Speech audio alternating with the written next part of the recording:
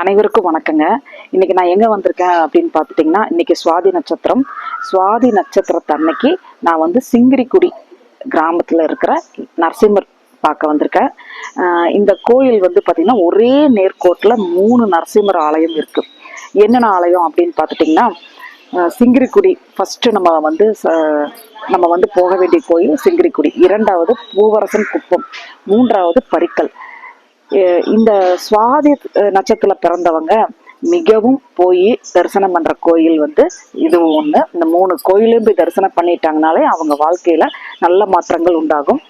இந்த கோயில் என்ன சிறப்பு அப்படின்னு பாத்துட்டீங்கன்னா, அதாவது நரசிம்மர் வந்து பாத்துட்டீங்கன்னா உலக நன்மைக்காக தீமையை அழித்து அறத்தை காத்திட அவர் வந்து பாத்தீங்கன்னா இரணியனை வதம் செய்து உக்கிரமூர்த்தியாக காட்சி அளித்தாருங்க.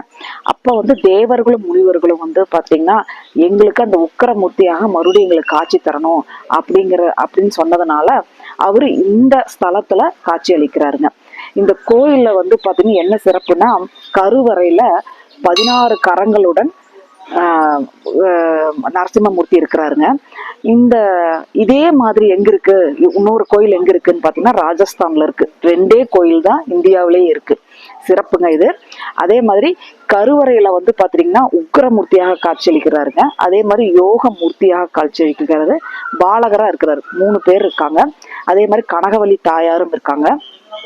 இந்த ஸ்தலத்தை எல்லாருமே வந்து நம்ம வழிபாடு பண்ணலாம். யாருக்கெல்லாம் கடன் பிரச்சனை இருக்கு, எதிரிக தொல்லை இருக்கு, இல்ல நரம்பு தளர்ச்சி இருக்கு, உடல் ஆரோக்கியம் சரியில்லை, குடும்ப ஒத்துமை இல்லை அப்படிங்கிறவங்க எல்லாம் சுவாதி நட்சத்திரத்தன்னைக்கு வந்து வழிபாடு பண்ணலாம். அதே மாதிரி பிரதோஷ தினத்தன்று வழிபாடு பண்ணலாம்.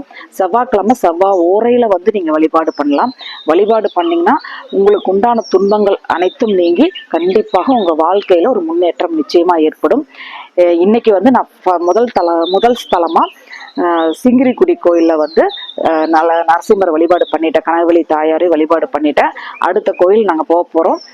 அனைவரும் வாங்க, அடுத்த கோயிலை நம்ம பார்ப்போம். அனைவருக்கும் நன்றி. பிரபஞ்சத்துக்கு நன்றி.